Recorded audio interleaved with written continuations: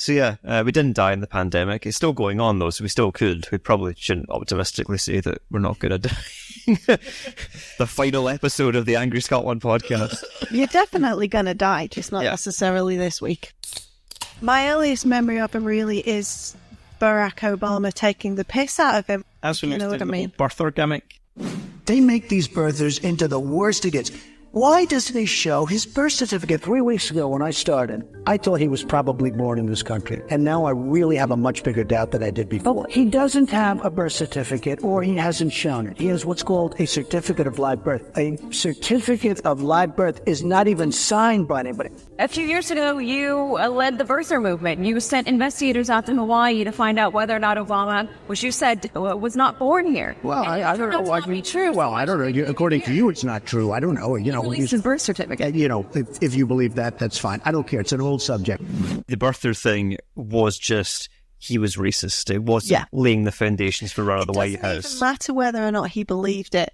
And I think it's always unwise to try and ask yourself whether or not Donald Trump really believes the thing, because that's to assume that his brain works the way your brain works, in that you think, if I see evidence of a thing, then I'll think that I see evidence of a thing, and that therefore it's either likely true or is true, and I'll formulate my thoughts and worldview based on that. That's not how a narcissist operates. It doesn't matter whether or not it's true. It can be true and untrue at the same time. He might know that it's a lie and still believe that it's true. His brain is different. He was brought up by a father who was a complete sociopath, a racist, a member of the KKK in fucking New York. I mean, it's not even like he was raised in fucking Alabama or something like that. I mean, you've really got to make an effort to be in the KKK in New York. Do you know what I mean? Anti-Semitic and racist language was just completely normal. They just said that shit all the time. Trump's father was a property developer as well. He's the one that actually made all the money. And the company was sued by either the state of New York or the state of New Jersey for having racist policies of refusing to let black people buy and rent apartments. It's built into his DNA. So what motivates him to become, or attempt to become, president of the United States? Is it just the ego, the power that comes with it? There's nothing more to it. There's not bringing an agenda.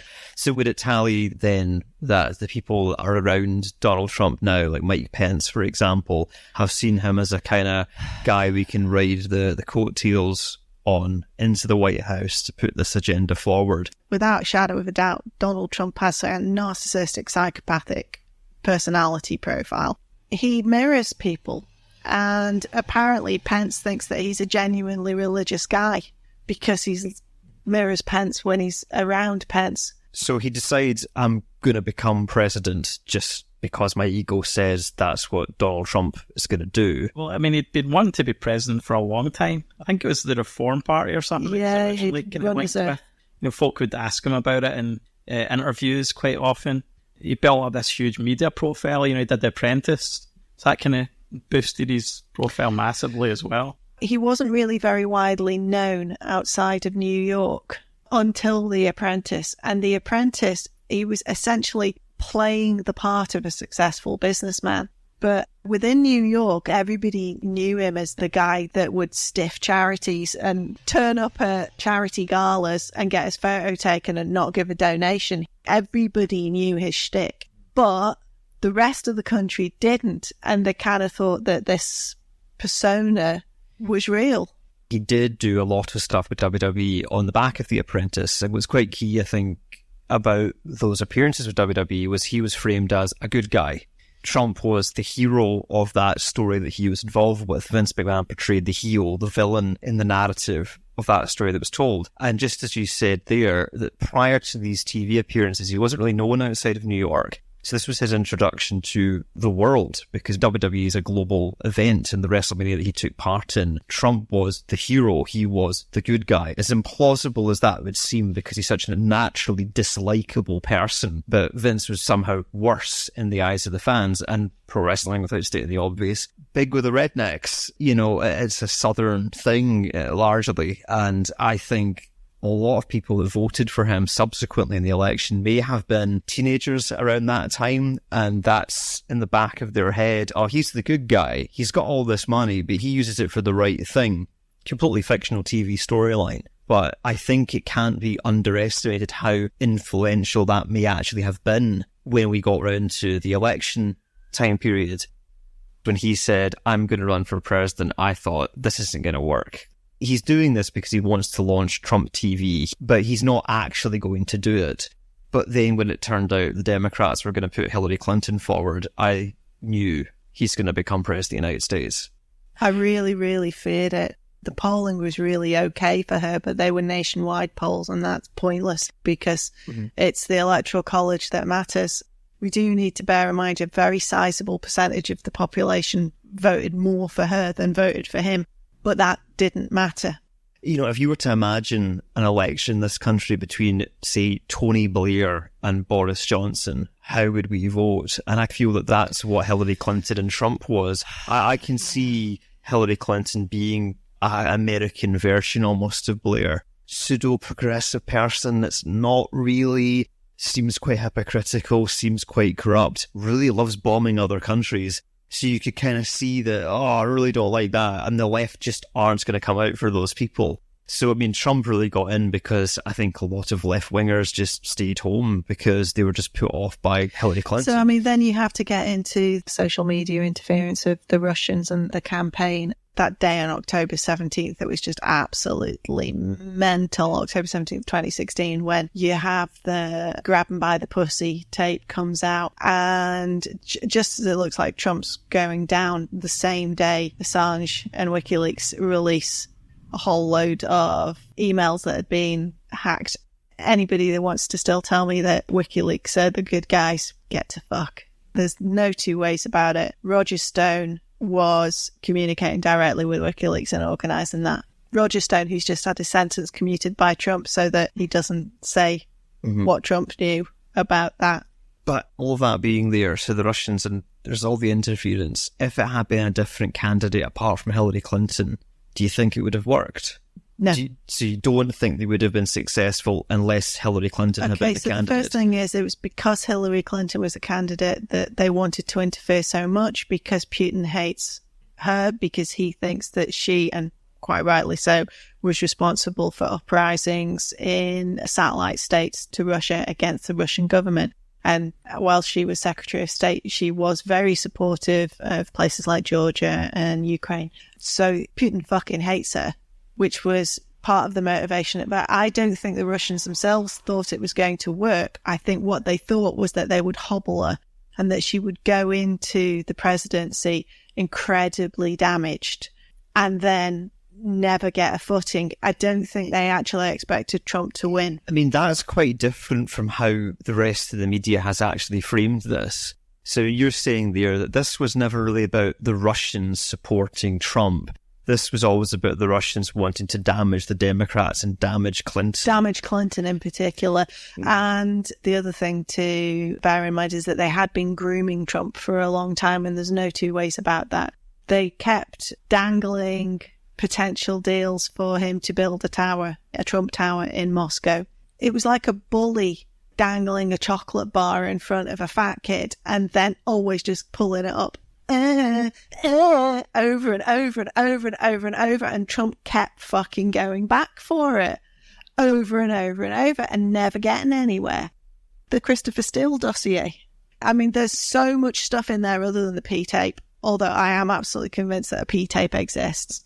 He wanted them to pee on the bed that Obama had slept in, and who can't believe that of him? This was the presidential suite in the Moscow, I won't say Hilton, and Obama and Michelle Obama had stayed there when they had been to some summit in Moscow.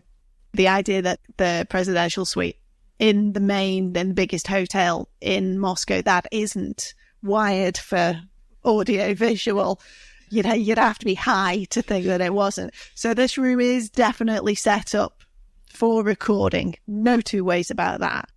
What the Russians have always done with regard to these things is that there will be a honey trap. There will be a setup. And Trump has lied about how many nights he stayed and whether or not he stayed and what he did. He's dissembled when asked about this, but he was definitely there for, I think, a couple of nights. Christopher Steele swears that he believes that this is true because he comes from multiple sources, different bits of the story that match up to each other coming from different people, including people who saw him in the lobby with what were obviously Moscow prostitutes. So there are multiple witnesses for different bits of it. So it's almost certainly true. The primary goal for the Russians is to wreck Clinton. Nobble Hillary Clinton. Right, but with the added benefit that they happen to have all this dirt on her opposition. So it's a win-win really for the Russians because they've done the damage during the election campaigns. Even if Hillary had won, she would have been hobbled, as you say, when she became president. But it all washed out better than the Russians could possibly have hoped for because the Americans elected P-boy Hitler. At that time, belief in the American political establishment was like an all-time low. Yeah. Folk were so pissed off with, any of the other guys who wanted to be the Republican candidate, and pretty much all of them bar like Sanders and the Democrats, like folk just thought of them as being establishment, just guys who would just do the same as everyone else has done. Which is pretty accurate, to be fair. And then steps this outsider guy, Yeah. And that is interesting to think about. Well, Sanders was probably the most equivalent to him on the other side, so how would it went if he'd stood? That could have been quite an interesting thing to outside.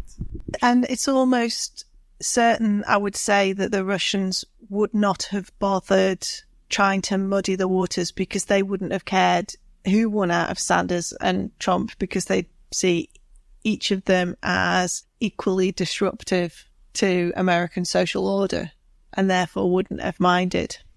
We're recording this on very early August 2020. At the moment, we're seeing this pining for the good old days of Obama and W. Bush. And it's odd to me that that's the case because you could quite bluntly say it's the failings of these two presidents back to back that actually leads to the situation of Trump, because all the police brutality, for example, which in 2020 is a major talking point, and rightly so, but the point really is that it should have been a major talking point years ago. Yeah. So, I mean, there is that feeling of, well, all these poor black people were getting the shit kicked out of them by the cops. Well, there was a black guy in the White House and nothing was getting done. So you can understand that even if you were, of colour in 2016, you might be thinking, maybe we do need to get the outside guy in. Obviously, Trump's support has waned a lot over the last 4 years, but I think there was a lot of fairly, not radical people, if you like, that were backing him. Fairly kind of middle-of-the-road Republicans were drawn to him. And even some people on the left might have looked at this guy and thought, is he perhaps a necessary evil that we need to have in order to shake a place up? Steve Bannon's take on Trump was that he was a blunt instrument. And there are fucking mental Christians who think that he is some harbinger of this, that, the other, and that God's working through him, but, it has to be this disruptive force. There's an awful lot of people who really just don't care as long as they get their tax cuts. But I think you're absolutely right to say that there's this big disenfranchised lump of people who didn't think that much had changed. Probably not incorrectly, but one of the problems is it's a lack of understanding of civics because they effectively hobbled Barack Obama by not giving him a Democratic Senate. You could literally get nothing done after the first 2 years. I mean, you could understand the frustration if you were on the left. You would think after 8 years of the Democrats being in power, especially having come into power on the wave of change, that was what was promised, that after 8 years, America would be more in line with almost what Bernie Sanders is now driving at. But there was a sense that really for day-to-day Americans, there was no real obvious difference between life under Obama and life under Bush. And I think that you could maybe understand why that would then take fairly moderate people that maybe weren't too clued into Trump's history and character to think maybe he is, as you say, the blunt instrument required here to smash up the system. Sold Obama. Well, yeah, that was the problem. Expecting this sea change, I was just hoping change or all that. Centrist professor. Yeah. It was a really good campaign. And it's why that Clinton was the worst follow-up candidate because, Clinton is the poster woman for status quo. For fuck's sake, her husband has done horrific things and she's just like, we just won't change anything up. We'll just stick with where we are. So you've got Barack Obama coming in, promising all this radical change that doesn't really materialise, but you're still lusting for the radical change. And then Clinton's the follow-up to that. You know, I mean, I think there was probably a chance that they could have won if Bernie had gotten it, because again, he feels more like a continuation of that promise of change. That the Americans are so fucking terrified of the word socialism that actually there'd have been a whole load of centrist voters in America who really would not have wanted to vote for Bernie. And a lot of the Fruit Loops who just wanted to stir things up, who voted for Trump, might have voted for Bernie, but there'd have been a whole load of other people who wouldn't have done it. They might not have voted for Trump, but they might have just stayed home. So you don't think that the people that voted for Obama expecting this, I mean, quite frankly, unrealistic level of change, they wouldn't have come out for Bernie? I think there's a misreading of what happened. So Obama got an awful lot of minority voters who didn't vote to come out and vote. And I think they stayed home. A lot of them stayed home for Clinton. And that was a problem, that the turnout wasn't there for her. Is it fair to say that with the Black Lives Matter protests that are going on now, that those people possibly felt failed by the Democrats that came out for Obama, that really there wasn't that sea of change that they expected, and all the police brutality and stuff was still going on, and therefore the feeling was that, well, if it hasn't worked under us, why would it work under her? I'm sure they did, although that again is a complete misreading of how things work, isn't it? When you've got a federal country, it's a massive fucking country with 50 individual states who are effectively all the equivalent of small countries with their own individual state administrations. You've then got 3 or 4 different types of cops within a state. You've got the FBI, you've got the state police, you've got the state troopers, and then you've got the regional town police and things like that. You've got all these different forces, all of whom are self-regulating within their own little fiefdom, none of whom have anything to do with the federal government other than the FBI. So this raises an interesting question then. Was Trump destined to win the 2016 election? So I'm trying to go through all these different scenarios here to figure out like how the Democrats could have won.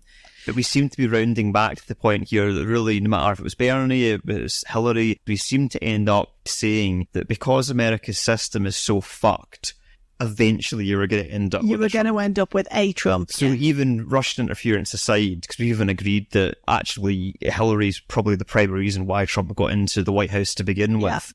I think that is something that maybe is the truth of all this that no one really wants to fess up to, that everyone actually wants to point the fingers at everybody else. When actually the truth is that the system that they are operating under within their country and their culture makes Trump really, inevitable. Really so unless you get actually aggressively address those matters, this problem could in theory be ongoing. We don't know if Trump's going to get back in or not at this point, but it would seem likely that unless radical change does occur, that a Trump type is going to come back up inevitably. But it seems that unless that change occurs. If you wanted to fix it, you just get rid of the Electoral College, because it's a hangover from the end of the Civil War, where it was basically something that was thrown to the South to give the South disproportionate power to make them feel better and make them stop fucking fighting and keeping slaves. And it was a way to give a much more rural, much less densely populated regions disproportionate power. That's the same reason that there's 2 senators for every state, irrespective of population. You've got somewhere like Montana, where I think about 9 people live, that gets 2 senators. So, like 2 out of the 9 get to be senators. And then you've got states where you've got millions and millions of people and they've got 2 senators. Again, it's disproportionate power for the more rural, more right-wing states. It could be that's part of the reason that America has held together for so long. These smaller states feeling like they have disproportionate power, whereas if it had been more the case of everything was dictated by the coasts, they might have not felt, oh, this union's maybe not so great for us. So it probably has worked out well for them in that sense, but it's not. It's not very democratic. So if you wanted to fix it, you get rid of the Electoral College. Because, say with Al Gore against Bush in 2000, that came down to 500 votes in Florida after 100,000 black people had been struck off the electoral roles in Florida, 90% of whom would have voted for the Democrats. But if you actually looked at the popular vote, Gore won the popular vote hands down. Get rid of the Electoral College. It's an anachronism and it's absolutely toxic. So what did Trump represent out with of being a blunt instrument to smash it all to bits and rebuild it? What did people see in him? Why did people think he's the guy? Part of it is American nationalism. I think probably people did feel that America as a country was on the decline, and they see kind of rise of China and South America and all these other places doing well economically, whereas they'd always been the top of the hill. American exceptionalism is a bizarre thing. I mean, even when Rachel Maddow, who has 9 p.m. news show, and even how she's like a gay, liberal, absolute, diehard, reasonable person, and even with her, you hear these little bits and pieces of stuff. Even the nicest, most reasonable, sensible, intelligent person in America has still got that sense of exceptionalism about America. And you hear the same thing when people are talking about England or Great Britain, and it's that same thing. It's like, look, mate, everybody kind of thinks that about where they're You're not from. special. You're not special. You're absolutely not fucking special. But I think it's particularly pervasive in America. Just remember Bill Hicks talking about the American flag. Hey, buddy, let me tell you something. My daddy died for that flag. Really? I bought mine. You know, they sell them at Kmart and shit. Yeah, for $3. He died in the Korean War for that flag. What a coincidence. Mine was made in Korea. The system is rigged. All the politicians are centrist, careerist, boring people that don't understand real problems. Yeah. And we're no longer a great country. Again, we're kind of coming round to this point of Trump is inevitable. It does feel that something like Trump is probably inevitable. You just need the right set of circumstances. Yeah, it's not just in America. Right. It's just happened, like, I think, Boris Johnson is a kind of an example of it as well. You get like Modi in India, and what's his face in Brazil? Bolsonaro, whose name I totally remember. So it's like a global phenomenon. You had the crash in 2008, and there was like almost a decade of just shite. And then you get these, hardcore nationalist, strongman leaders who are brought in. And that's like the classic thing in history that happens again and again. Yeah. People feel under threat. They feel that their country's not doing well. They bring in these guys who say they're going to change everything and fix it all. History doesn't repeat, but it does rhyme. And people will throw their toys out of the pram every now and again. It's always worth mentioning as well that a lot of the time, these people do cheat. They don't necessarily actually get a majority. People say, oh, well, people voted for Hitler. Yeah, no, actually, they kind of cheated. Any nation can slide into that. You just need 2 or 3 conditions to come together in a confluence, and they'll probably tend to anyway, because one will lead to the other. And then you need the right asshole to step in with his own fucking megalomaniacal sense of confidence. And I mean, I've already warned you about what I think about confident people. If you're confident about something, you've almost certainly not thought about it. But people tend to believe confident people because confident people believe in themselves because they haven't fucking thought about it. One problem we've got with this kind of thing happening is, like, you think, well, what can we do to prevent this or stop it from being bad if it happens in the future? And one thing you can do is try and restrict the power that these people have when they get in. But the problem is, like, Democrats, when they've been in, they usually just are like, oh, you're good, we've got power next, so we'll expand what the president can do because that will benefit us. You're saying that, like, you're quite right, like, Obama, he didn't have control of the House or Senate or whatever. So he was kind of restricted to what he could do. So what they tried to do is try and make him more powerful. Yeah. Get him be able to have executive power to just do things by fiat. And of course, the Republicans are like, great, once we're in, we'll just take advantage of that. Yeah. Just continue it on. And that's just like a process that's going on the last, 50 years. You can see the president becoming more and more powerful. There's a brilliant quote. The first female Supreme Court Justice, Sandra Day O'Connor, who drifted left, as quite a lot of judges do. once they're actually deciding things really, really, really importantly, it seems like quite a lot of them tend to drift left. When she gave up her seat, it was under the George Bush, Dick Cheney years. And she came up with this quote, it takes a long time for a country to slide into authoritarianism, but you avoid these ends by avoiding those beginnings. It's not as simple as going, it was the Russians. It's that slow build up of numerous factors, so many we couldn't count them, that end up with Trump. People go, well, how could this have happened? But when you do actually look back at it, it does feel quite inevitable that a Trump of some form had to happen in America at some time. If you want to do a really long-term view of what happened, I'll tell you, you need to look at two things. You need to look at banks and you need to look at media. So after the crash in the 1920s, America instigated a law called the Glass-Steagall Act, which separated investment banks from retail banks and meant that the public's savings could not be used to gamble on the stock market. There was this firewall between the two. And over a period of years, from Reagan through to the Clinton years, that act got demolished bit by bit by bit. And that led to the regulations on the banks disappearing and the investment money and the housing money and all these things being one big pool again, which inevitably led to a massive crash again, just as it had done in the 1920s. But then in America in the 1920s, you had this period where, Hoover was president, where people were absolutely destitute and they were living in shanty towns in America, and they called them Hoovervilles.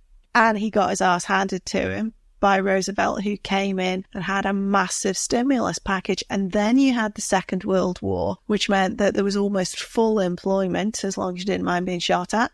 And this is when the sense of American exceptionalism rises up, and education and science and the moonshot and all of these things. There was this huge pressure to provide community colleges. If you joined the military, you would then be able to go to university and it'd be paid for. And there was this huge tide of rise of the middle class.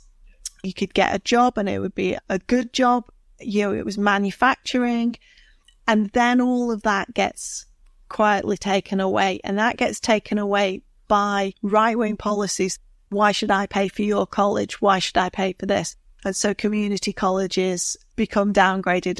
Tuition becomes expensive. All of these things start to be taken away. And you have this sense of what a middle-class person ought to be able to do. And it becomes more and more and more out of their reach to do it. Plus, they haven't got an NHS. Actually, what stopped America being great was the Republicans. Alex Jones, so we had to bring up InfoWars at some point when talking about the rise of Donald Trump. The contradictory mindset of him lamenting the murder of John F. Kennedy, conspiracy theory insert here. This was the New World Order taking down this guy. But he was a Democrat. He's a lefty guy, where Jones's whole mantra is far-right InfoWars. So how does this connect up narratively within his head? But it tallies perfectly with what you're saying, which is they fucking killed the guy and then they start stripping everything back because they don't believe in helping people. It's the same mentality of people that won't fucking wear a mask in a shop. It's the same people who don't take their trolley back if they haven't got a quid in it. They don't thank the bus driver. It's worth saying as well, it's not the case that they weren't expanding the size of government over this period as well. Because it was ballooning. They're absolute hypocrites with it. Tax money, which people were still getting pretty heavily taxed. We're spending it in the military, on the police. Yeah, they weren't spending they spend it on the military, and then when the military are bored with it, they give it to the police. So you've got fucking cops in America with submachine guns and tanks. And they're like, what the fuck is that about? People that are Republicans, I'm a proud Republican, don't actually understand the history of the very party that they're so loyal to. You also then have the deregulation of the media. So it used to be that you weren't allowed to own too much of this and too much of that. And now you've got probably 3 companies that own all the media in America. Of that, you've got Murdoch and Fox, and then you've got the Sinclair group who are literally just pumping out poison on local TV channels. And the extent to which ordinary Americans have become completely radicalized with regard to certain ideas is quite odd. So there's a true crime podcast that I quite enjoy, and the host of it's always seems perfectly reasonable while he's discussing miscarriage of justice, wrongful conviction cases. And he started another podcast with one of his friends, so I thought I'd give that a listen. And you hear them talking about other stuff. And even though they're quite centrist by American standards, the things that drop out of their mouths, you just realise how accepted the idea that the government should never spend any money is.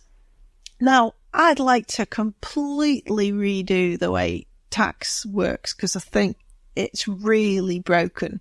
But the idea that there shouldn't be a public purse that everybody contributes to make sure that fire engines and road signs and stuff like that, yeah, there's lots and lots of stuff it's doing that it shouldn't be doing.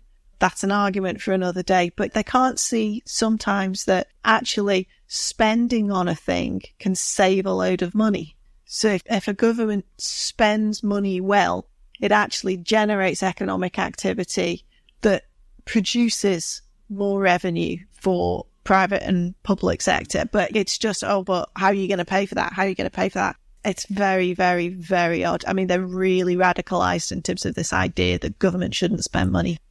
The Republicans fuck up what made America great to begin with. Yeah. The next thing is just saying there's the deregulation of American media. Yeah. The thing that's unique, I guess, heading into the 21st century, and we should talk about, is social media and the internet age of media in that regard, because that's a huge factor. And I know we have in previous podcasts talked a lot about Facebook, we talked a lot about InfoWars in the past, but I think the post 9/11 world, boomers can't get enough conspiracy theories. They fucking love it. We mentioned the birther conspiracy right at the beginning of this. That's your jumping off point for what leads to the crazy QAnon type conspiracies further down the line, which we should probably leave until we start discussing, the actual presidency in motion. But that does feel like something that the Russians have definitely exploited to their own gain. It's certainly Alex Jones and InfoWars, their influence, and I think Fox News has picked up the torch as they've fallen off social media now, that they're continuing that narrative on of it's the world against us. Globalism is bad, working together is bad. And I mean, it's tying back into what you're saying about the mentality of any government spending is disgusting and awful, which doesn't really make sense when you sort of hold up the Kennedys as this great murdered era of America because they were liberals who very much believed in spending money. All the people that would maybe have used the 9/11 conspiracy to jump into InfoWars and Alex Jones thinking, well, to them, the Bushes did it. So the worldview seems to be the Republicans are part of the conspiracy, but because Trump's coming, he's going to drain them all.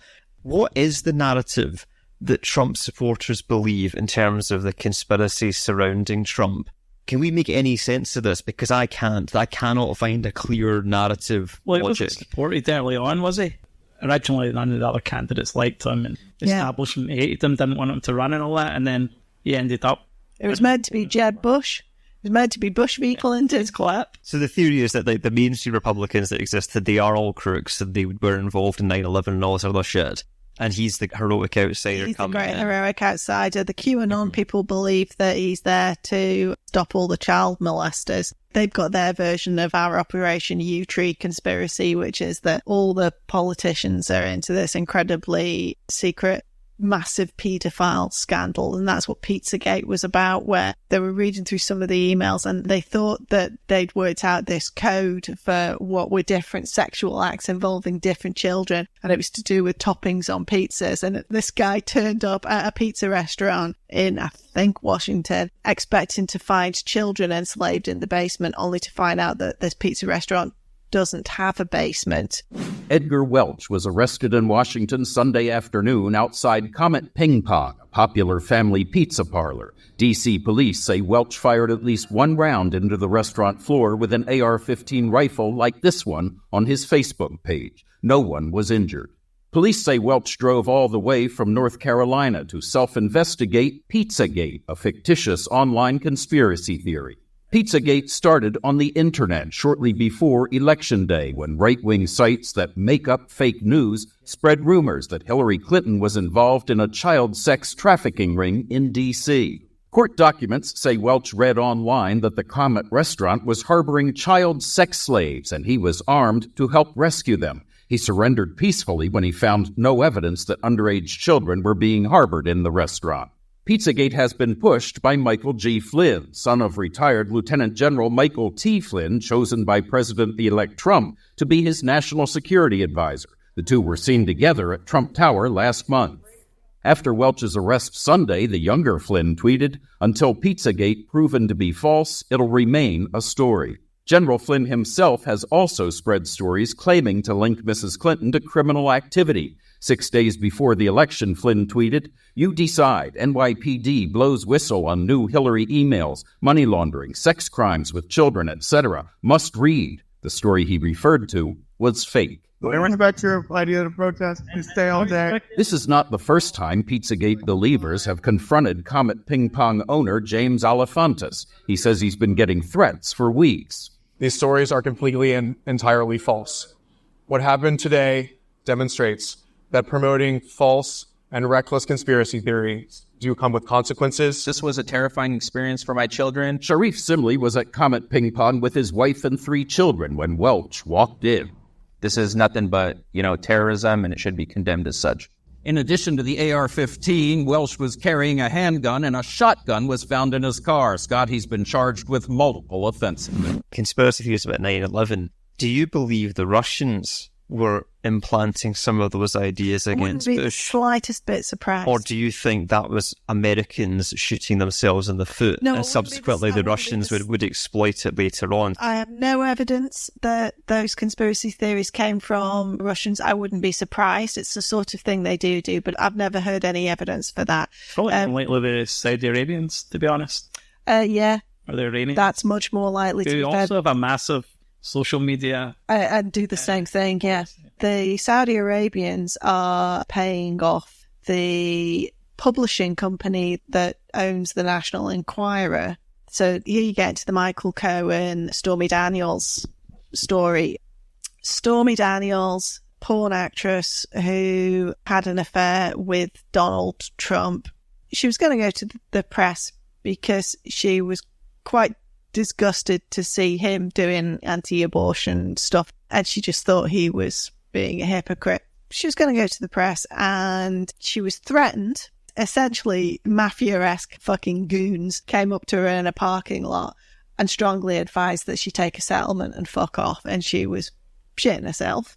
And Michael Cohen took out a personal loan saying that he was going to do some home renovations to pay Stormy Daniels and set up a company called Essential Consultants to handle the payout. So he put the personal loan money into Essential Consultants and then paid Stormy Daniels out of Essential Consultants. And then Essential Consultants billed Trump, or he as a lawyer billed Trump for legal services that he didn't actually perform in order to recover the money from the Trump campaign. And this was effectively an election violation. And that's what Michael Cohen is in prison for. And there was another one, Karen McDougal, who'd had an affair with Trump. She had signed a deal for a story to go out in National Enquirer, and then it didn't. The National Enquirer basically bought the story up and then sat on it. National Enquirer have like this massive fucking safe full of nasty stories about Trump. They buy the story and then they never run the story. And National Enquirer have a deal with Saudi Arabia. So around the same time that all of that happened, Saudi Arabia had bought out this beautiful fucking glossy thing via the same company. There was like a freebie handout with the National Enquirer, which was just a beautiful glossy magazine advertising Saudi Arabia. And they spent a fortune on it. And like people buying the National Enquirer tabloid at the fucking supermarket checkout in Kansas are never going to Saudi Arabia, right? That is not a thing that's going to happen ever, right? But that's their way of paying the National Enquirer for services rendered. never occurred to me particularly before, but of course Saudi Arabia is responsible for the 9/11 was an inside job stories. Of course they are, yeah. Just going back to the social media thing, I think part of the reason why the Americans are so susceptible to it all is because of their legacy media, the mainstream media. There's just no separation between commentary and news content. So when they see something on the TV, it's someone just giving their opinion. That is the news. So when they see the same thing on social media, on someone's blog, or a guy on YouTube, or Alex Jones, he's doing exactly the same thing as the legitimate guy who they see on, Fox News at 9 o'clock at night when they watch the news every night, doing exactly the same kind of patter, same spiel. There's no kind of separation between objective news. And of course, that is slightly fake. When you watch the BBC, in the back of your head, it's not entirely objective, but yeah, at least there's some pretense of that. Whereas in the States, really that's basically just gone now. You have a whole hour-long program of a guy just giving you his opinions. There's guys like Tucker Carlson and all these idiots just pontificating for hours and hours on end. That's just all it's on. So I think that's part of the problem, that Americans are tuned into that. They're susceptible to it. So the social media's come along, it's been exactly the same kind of format, and they've just ate it right up. To tie back into the hypocrisy being involved in the rights of America with these conspiracy theories as well, there's always the FEMA camps. They're going to start rounding people up, putting them in vans, shooting at innocent civilians. And it is actually the people like Alex Jones talking about all this that are now witnessing this shit happening on TV under Donald Trump, saying what a fantastic leader this guy is. You've facilitated the very fascist New World Order type deal that you claim to be against for all those decades. That is exactly what happened with the Germans in the 30s. I mean, these Nazis aren't very good, but they're not hurting me, so I guess it's all right then. You ever heard Chris Rock's routine about rap music and why women listen to terrible misogynistic rap music? It's a really, really great routine. I love rap music and I'm tired of defending it. You know what? Women love this shit. Vile, vile shit. And women love it. And you ask them why and they go, he ain't talking about me. One thing like my crowd that I follow on social media were saying was maybe he was going to be better in terms of foreign policy stuff, because he had said he was against the Iraq war and thought, he should bring all the soldiers home and all this kind of stuff. They always do that. Everybody all the way back to Nixon's done that. So that was the point I always made, you can't trust any politician, but this guy especially is just a complete loose cannon. He says the one thing one day and then turns and says something completely different. Yeah, not even one day and then the next day. I mean, one sentence and then the next sentence. Do you know what I mean? I mean, sometimes mid-sentence, he sometimes says two completely contradictory things within one sentence. And he's actually, the stuff that he's done has just been exactly like that. He has pulled some people out from certain areas and then he's put them somewhere else. It's just bizarre. But bizarre. If you really looked at the guy beforehand and seen the way he operates, you knew it would just be a complete mess. Yeah, it's just not consistent in anything. So, yeah, people who bought into some of the things are like, oh, but maybe he'll be a wee bit better than Hillary, not bombing things. Well, he's just been a typical American president as far as that goes. He has been revolutionary in the sense that he's accidentally caused massive social uprisings across America against him. And all those movements seem to be incredibly positive for the future of America. Right now, we're hopefully going to get rid of him this year, hopefully. And if that's the case, you would hope that on the back of all the shit he's done, he's brought home the reality that fascism can exist in the 21st century. He has, by being so fucking racist, raised a lot of questions about America's treatment of minorities, particularly the black community. So he has done that, but in terms of his own agenda, the agenda that he wanted to enforce, I mean, it has been across the board an absolute failure. I mean, he's acted a bit fascisty by having unmarked vans kidnapping American citizens off the streets and shooting unarmed protesters in the face. So he's done stuff like that. But when it actually came to building the border wall, he hasn't done it. And the bit he has done blew over in the wind the other day. So I struggle to see how, even if you were a diehard Trump supporter, you could look at this guy and think, fuck yeah, he's the dude. He's the man. Gonna build a wall, have polystyrene. Imagine how you'd feel if you were one of these lunatic Christians that thought he was a servant of God and God is blowing over the very wall for the servant of God. Yeah, no, the thought processes on this are... Yeah, no... The thought processes on this are always entirely one way. Things are only God trying to give you a message when they're affecting people that you don't like, and when it's stuff against you, that's the devil. There's a common thought that perhaps Trump himself didn't think he was going to win and perhaps didn't want to. And he certainly hasn't looked like he's enjoyed being president a lot of the time. I think he's really cut into his golf. But he certainly didn't appear to be prepared for it. So in America, unlike in Britain, they do not have a permanent civil service. And so when a new administration comes in, they have a transition team, and they have a transition that has to hire tens of thousands of people. And there's an awful lot of things that are political appointees. So there's a lot of these jobs that the new administration will just keep on the old person because it's completely apolitical and it doesn't matter. You know, people are in the oceans and climate fucking department. They don't stop being climate scientists, and they'll just keep their jobs. But there are lots of things that are highly politicized. And the Trump transition team was being run by Chris Christie. Now, Chris Christie was the governor of New Jersey who ran a presidential bid. He's one of these people who's sort of an asshole, but he's not that much of an asshole. He is an asshole, but because he's a sort of northern states Republican, he's kind of socially liberal, probably a lot more like a Boris Johnson if you think about it. And he was running the transition, and he was doing quite a good job and had a whole load of stuff planned out and was employing people. But Jared Kushner hates Chris Christie because Chris Christie, when he was a prosecutor, put Jared Kushner's dad in jail for perfectly valid reasons. So Kushner hates Christie. So Kushner had Christie fired, and with him went all the transition team planning. So there's a great book by Michael Lewis. Kushner, by the way, who, if anyone doesn't know, is Trump's son-in-law. Yes, of course. Sorry, I just assumed that everybody knows about Ivanka and Kushner. And are smart. Of course they are. They all know who Jared is. So the transition team's all gone. There's no planning. So yeah, Michael Lewis wrote this great book called The Fifth Risk, which was all about the lack of planning of the transition team, because he found out about this by accident. Michael Lewis writes long form true story books, The Big Short and Moneyball and things like that, stuff that you'll have seen. And he found out about the story of this guy who had prepared the briefing for the team that was coming in to replace his team when Trump took over, only to discover that nobody turned up for the briefing. And so Michael Lewis contacts him thinking there's something here, something interesting, there's probably a story here, only to discover that not only is it this guy's team, it's everybody's.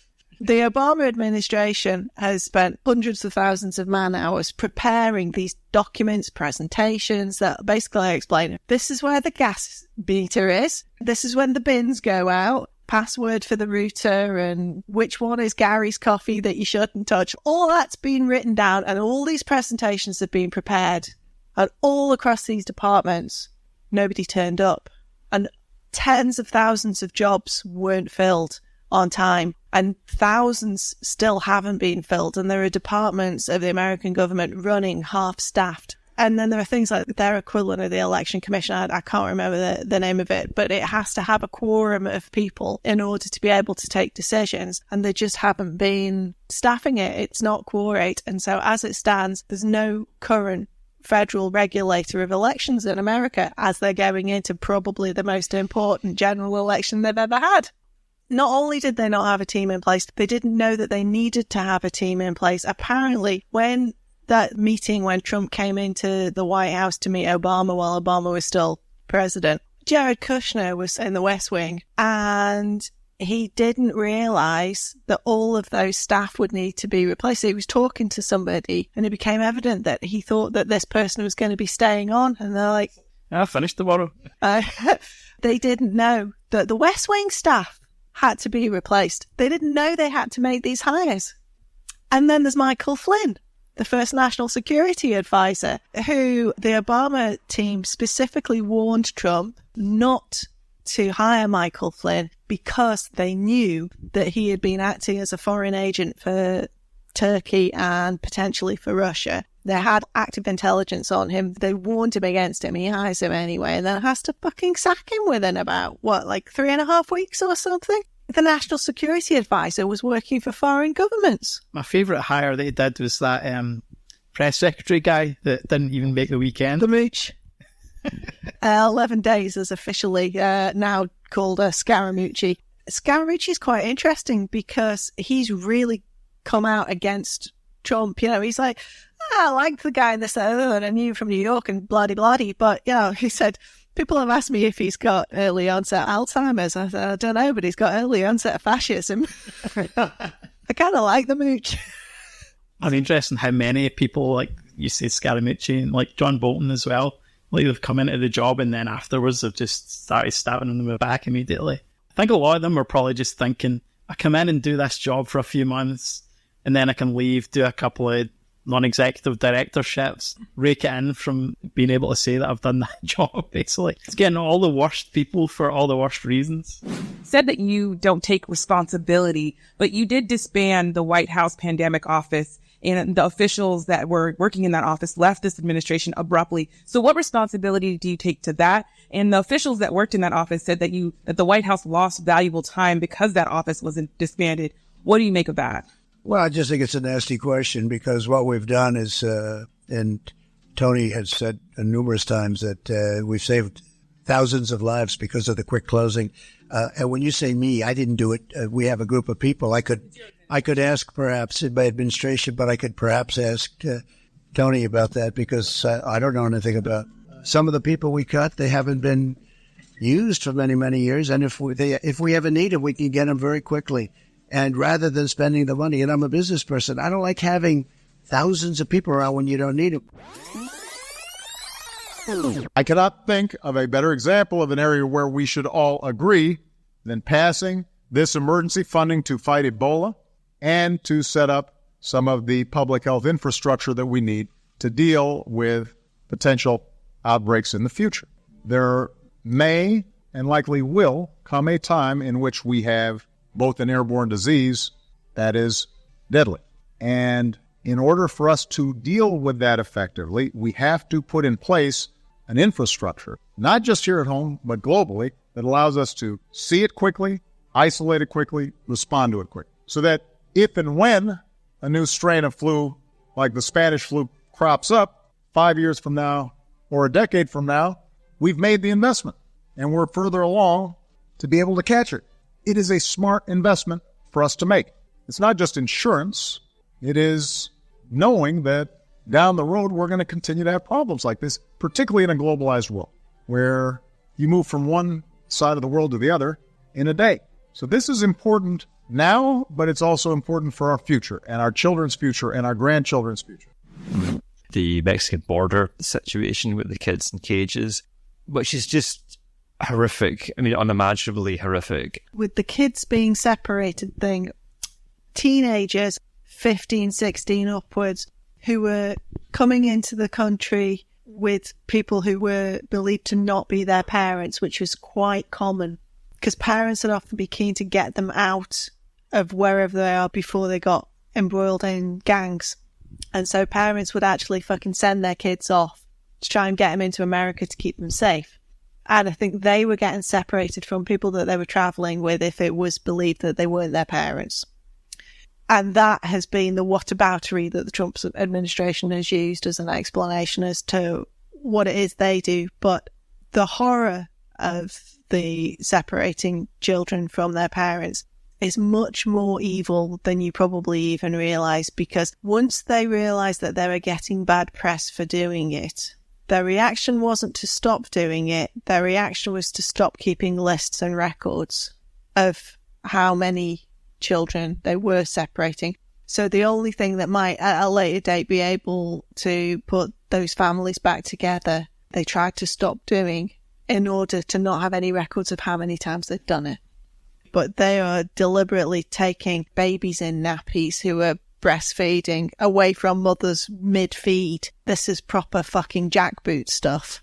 I mean, the big one really the beginning of it becoming obvious of how dangerous this presidency really was the Charlottesville incident and the rally there, obviously the KKK Good resurgence. people on both sides. Yes, and his response to that. So, I mean, obviously what occurred with the guy driving his car and killing. Heather. Yeah. It was all about Confederate fucking statues, most of which only went up in the 1920s and stuff like that, just to rub black people's noses in it when they got the vote. They're not properly historical statues at all. They're just dickishness.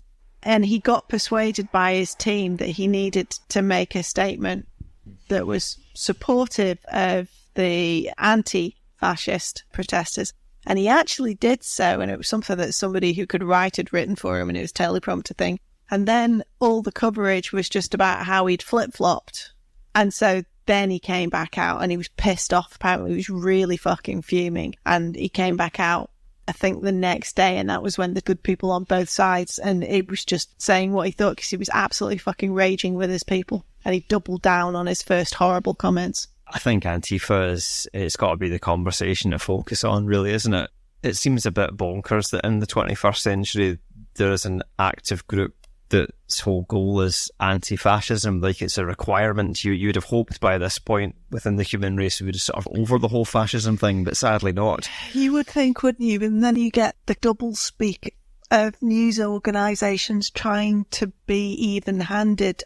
People protesting about the anti-fascist protesters. The anti-fascist protesters. Is there a shorter word we could use for them?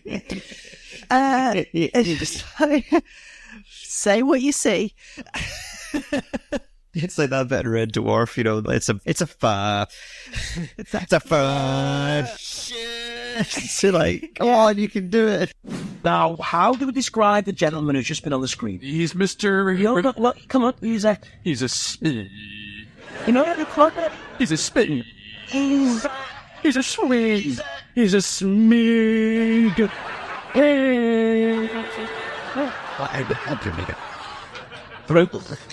There's so much that needs discussed with regards to how stuff gets reported.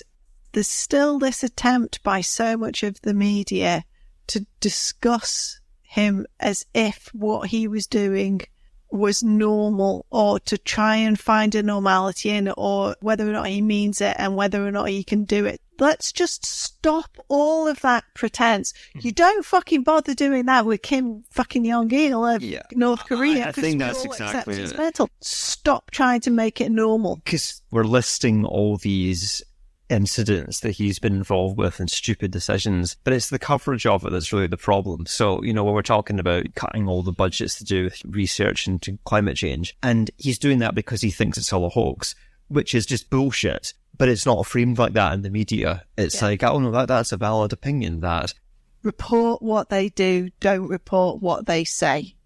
And the problem with so much of the press, including ours, is this insistence on covering what he says. Stop covering what they say. What they say is palpable horseshit. Cover what they do. The mainstream media's coverage of the Black Lives Matter protests and the White House's response to that versus what was happening on social media, where people were getting a very clear idea of the reality of the horrors of what was occurring. I mean, it is quite scary. The idea of being in the States right now and simply carrying a sign saying, I think freedom and peace and love would be quite good, and you now actually might get shot in the head with a rubber bullet by an unidentifiable cop who you don't know his name or his number. He's turned up in a black van. Who might not even be a cop. So I mean, there's a couple of things to say there. One is that they are deliberately creating footage that they can use to suggest that there's civil unrest to try and frighten people with regards to the election. That's definitely a thing that they're doing. When you see they define what do you mean by that? With regards to the people that are around the streets in Portland arresting people, there is some suspicion that some of them are the Blackwater. Blackwater is Eric Prince's private mercenary firm that were used out in Iraq. I mean, they've been prosecuted effectively for war crimes, for killing passers-by and things in Iraq. Eric Prince is the brother of Betsy DeVos, the education secretary. They are just an awful fucking fascist group of twats. There is some thought that some of these people who are picking people up might actually be mercenaries from Eric Prince's company. They're definitely getting a lot of these federal police and different groups have got nothing to do They're using crowd control. They're using border guards as well. And one of the problems with that is that border guards operate on a completely different set of principles. Your rights are not valid to the same extent as they are within 100 miles of the border in America than they are within mainland America, because border guards can stop you and effectively ask you whether or not you've got any right to be there. And because they work on a completely different set of rules, putting them into the middle of towns to arrest people, they've not been trained to de-escalate. It's really, really problematic. And it's probably just on purpose to generate disruption and fear. There's definitely been, sections of like these Black Lives Matter protests have just gone out of control on their own. And that's regrettable. You're just going to get that with any kind of protest group, especially in America.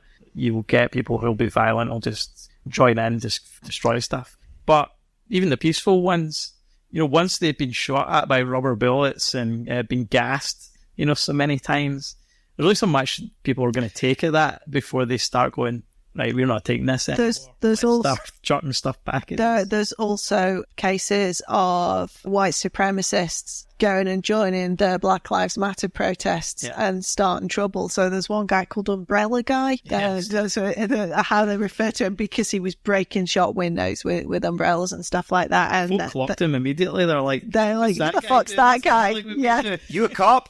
Yeah. It was a cop who was wrongly outed. There's been this guy that just someone had wrongly assumed it was him. Yeah. But it turns out it is like just a white supremacist guy. Yeah. Trying to make him look bad. With the Black Lives Matter movement and what we're seeing in terms of reacting to what we now could pretty much say is fascism, this is a fascist government. Is there a case to be made that Trump has accelerated positive conversations that we might otherwise not have had? Absolutely. So we said that Obama hadn't really brought in the revolutionary change to things like the police force. So, cops were still kicking the shit out of black people when there was a black president. The impression on the streets would be, all right, nothing's changing. So has it taken white supremacists being in the White House to say we need to take more radical action here? Is that a healthy attitude to have, actually, that in terms of pushing America, but I guess by consequence the Western world forward into a more equality-driven, friendly space? I'm more cynical than that. I think there's probably a lot of people who never really gave it a thought, who are probably finding themselves thinking, yeah, actually, that's a bit shit. But I don't know how motivated those people are to make that a permanent part of their thought process. What I do think is that a lot of Americans have probably had a sharp lesson in the importance of competency. I mean, when you look at the absolute fucking shambles of what's going on with COVID over there, it is remarkable just how badly that's been handled over there. There are now over 150,000 deaths. Do you think that the kind of protests we're seeing would have occurred if Hillary had won? No. So if she had won, everything might have just ticked along. Everything would have just ticked along. She would have been bogged down with the two houses. I think perhaps the Democrats wouldn't have gotten the House of Congress back, so we wouldn't have Pelosi as Speaker again. So she'd probably still have the House and the Senate in Republican hands because the districts are quite gerrymandered. Whereas the backlash against Trump meant that the Democrats got the House, and the Democrats getting the House has meant that they've really fucking panelled Trump, and that's why they've been able to run an impeachment. Just to focus again on the Black Lives Matter movement, do you think that would have got the traction and the momentum that it's had unless Trump was in power? When you're seeing footage on the news and mainly on social media of these unmarked cops beating the shit out of protesters and black people under Hillary, we may not have got to that point. So because Trump has reacted so disgustingly to this, there's been a level of support behind that movement. And I say this as a white person that I don't personally believe might have occurred unless these protests had been met with that level of brutality, which is sick and wrong. But my instinct would be that these protests would have taken place possibly to a certain extent under Hillary Clinton, it would have been the usual. Yeah, That's it would have been very a week nice. and then Thank it you would have very much. fizzled out. There wouldn't be this sense of urgency that I think exists now with Trump in power. So in some ways, by him fucking all this up, as you say, it's highlighted the need for somebody competent and for radical systematic change of things that have been in place for generations. But my genuine feeling is that if Hillary had won, or just a Democrat of some description had won, we would just have been deferring the point at which a Trump of some sort would have happened. So possibly the worst take in the world ever. Is he a necessary evil? If you could go back 30, 40 years and change a few key decisions in America, no, he wouldn't be inevitable. But on the path that they've been on since Reagan, then it was inevitable that you would end up somewhere like this. And yeah, if Hillary had have won, it'd have been okay and it would have ticked over. She would have handled COVID very, very competently. You can dislike her. I don't particularly like her. You can't say she's stupid and you can't say that she's not organised. She ran the State Department really fucking well. So she would have been a very, very good president, competent president, whether or not you approved of the technical details of what she did on policy. Without being disrespectful here, I mean, working class and minority individuals in the United States would still have gone largely would still have been bumping what was left of their gums, yeah. It's a lot harder to draw the lines between something bad going on and Hillary Clinton, and with Trump it's just far more obvious. Orange man do bad thing. Yeah, it's very easy. The Democrats can get a lot away with actually quite a lot more because of that. Hillary is similar to Biden, and they're both kind of law and order Democrats, quite right wing as far as that goes. You know, you can compare to over here. So yeah, I'm quite negative about the future. Biden hasn't even really said a great deal about what he would do that would be different from not be orange, not do bad thing. There is bills in progress folk are trying to put through to try and end qualified immunity, whereby police basically can do pretty much anything they want. You can just say, well, I was doing it as in my job as a cop, so I get away with it. There's asset forfeiture as well, where cops can just fucking take your shit. If you have money on you, they go, well, maybe you got that through a crime, so we'll just take that and we'll investigate it at some point in the future. You proved to me that you didn't get that from, but I just pulled out of the cash flow machine. But that cash flow machine might be selling drugs. Just give me your money. Yeah. So all these things that have been going on for years, and the Democrats are not really pushing hard enough to get these things changed. What I'm saying with Trump, or seeing with Trump, it's almost like the mask has slipped in terms of the American power scheme or structure as it is. So what you were saying about the Democrats, I think what makes sense is if Hillary wins, the slow erosion of rights just keeps chipping away, but because it's so steady and slow, we don't really notice it, which is really what America's really happening, you say, since the Reagan era. That's what's been going on, right? Whereas Trump, because he's done it so ham-fistedly, it's made it really fucking obvious what's going on, and that's actually generated this response. So what I'm backhandedly complimenting Trump for is that by arsing all of this up so badly, it's shone a massive light on what is actually happening. America has been a drunk, an addict on a downward spiral, and Donald Trump as president is the day that they've woken up at 5 a.m. in the gutter covered in their own urine and vomit with a girl called Ruby. They've hit the point at which they've gone, do you know what? Maybe I need rehab. I don't get the feeling, though, that there's this appetite to go totally the opposite direction. It feels more like they want to just get back to normality. I think Bernie was their last chance saloon, really, to make a statement of, we're going to not just swing back to normal, we're going to go beyond normal, we're going to make it better. Whereas I think, regardless of really who wins in November 2020, it's just all going to tick over. The speed will differ. So if Trump wins, it's going to be full fucking fascist state. Yeah. I mean, the stuff he's been doing by beating up innocent people on the streets, that's him testing the fucking water for what could come over the next 4 years. That's him getting warmed up. But the point is that even if Biden wins, it'll just revert back to what you're saying, that slowly chipping away, and no one's going to win. I'm just going to say this. I think people who've tolerated a little bit of lunacy will have a lot less appetite for it. They will want somebody competent for a while. And actually, I think they want someone nice. And, Joe Biden, you can have whatever issues you want with him, but he's really nice. He gives great Especially if eulogies. you're a small child and he's standing behind you. But Joe Biden's a real emotional, kind Uncle Joe type figure, and I think that's the appeal. I think that I'm not saying it's a good. I think that's what the appeal is. I'll grant you that possibly is part of the rather creepy appeal. But yes, I don't know if I would describe, and I don't mean this in a mean way. Nicola Sturgeon, I think, is a very good leader, but I don't know if it's because she's nice. I think it's because she's strong, but she's got a good, broadly by political standards, at least kind of moral centre. Yes. And I think that's what they need. But I think you actually would have to have a leader that would come in, kick a few doors there and say, right, we're radically changing this, we're doing that, but for the better, and we're going to do it here and now and do it fast.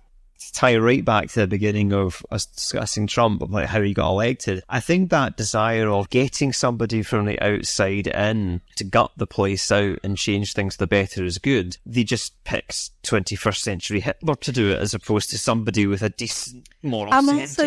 I'm also just going to say again that it doesn't really work because you've always got all of these individuals trying to protect their wee bit. And so when you try and come in like a hammer blow and cause massive structural disruption, it doesn't work. It never works. So you don't think that Bernie winning would have been a good thing? Let's just say hypothetically he'd won in 2016 or he gets elected in 2020, hypothetical. Would you say that's an improvement over a Hillary and a Biden, or would you say that? Okay. I would. But what I would say is he wouldn't get done the things that he wants to get done.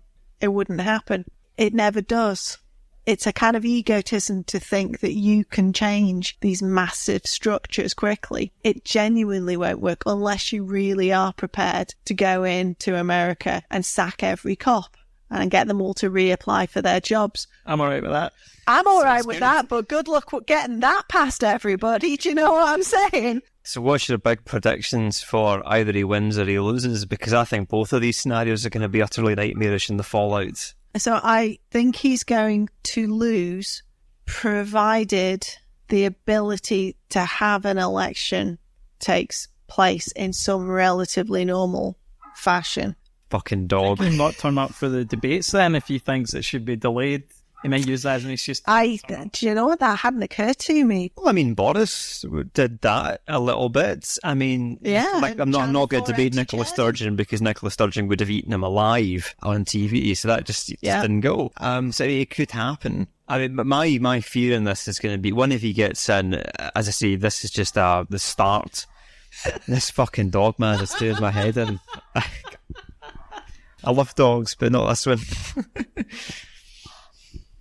Is it stuck on something, or like what is it doing? Just like open up the windows, go, it's like, excuse me, we're doing a podcast here. Would you mind shutting your dog up? Shut that fucking dog up. I want to go. Dogs are fascist.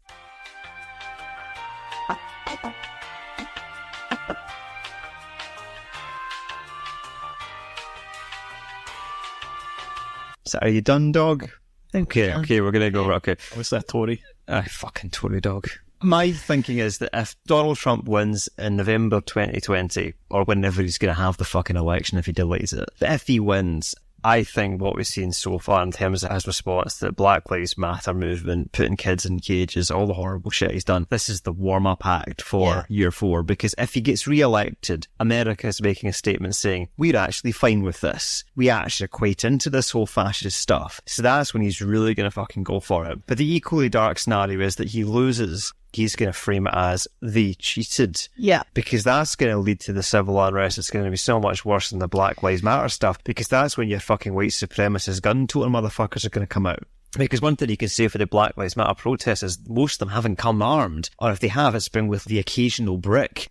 Whereas the white dudes that are coming out, they were all on the Capitol Hill in Washington with AR-15s and shit ready to go. So those are the guys that are going to be uprising if Trump loses in November, and that is fucking terrifying. Fortunately, I think all obese, so they can't actually. Yeah, I mean, they all. Exactly, they're right. They'll get the COVID and die. That's why they have to have guns, because you know if they were actually fit and could handle themselves, they wouldn't have to stand meters away firing cowardly unarmed people. You know, it's the most frightening time in my entire life. And I was really, really worried during the Bush-Cheney years. Dick Cheney and his man-sized safe, and they're, fucking trying to put troops on the street. And now you just think, God. Bring back Bush. Like, 4 more years. 4 more years. You'd be so all right with George Bush being president right now, wouldn't you, compared to this? What you've just said there is really important, because this ties back into what we're talking about. We're all getting excited about Biden, and he's not that great. That's it. Fuck me, it's not that. That's it. So it's like, actually what George Bush was a fucking disgusting war criminal. Yeah. But because it's being compared to this, suddenly it's like, boy, I can't wait to get the war criminal back in power. And that's that's your Democrats now, man. Like, that's exactly it. I just don't see how there's a scenario where anyone really wins as of November. It's not going to be sunshine and rainbows. Yes, get the fuck out there and vote for Biden. I'm not going to tell people not to do that. But the delusion that people are under, that the second he goes out of the White House, him being Donald Trump, this is all going to go away. No.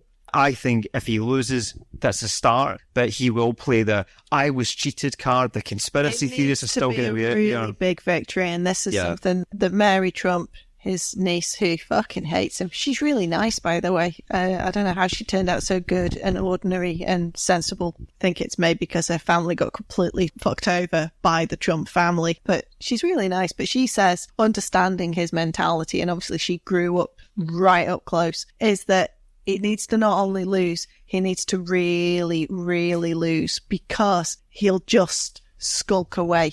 He won't be able to face the ignominy of the loss, and he will make his excuses, but he will just fuck off.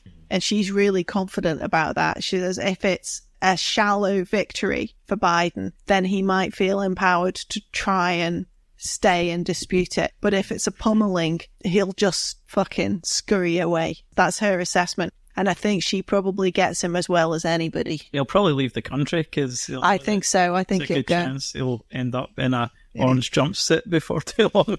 RT will give him a spot. You could do that. Do a salmon. I wouldn't be at all surprised if he didn't just sidle away somewhere. He'll probably go down to Florida rather than try and go back to New York, because I don't think he'll be able to go anywhere or do anything in New York. I think people will just keep trying to make citizens arrests. We've got to talk about the rally, the Tulsa rally. This rally is going to be the biggest ever. It's going to be a huge success. And I mean, it flopped. Well, there was the beautiful story behind that is that apparently it was K-pop fans coordinating on Instagram. I am TikTok teams too, don't forget. Yeah.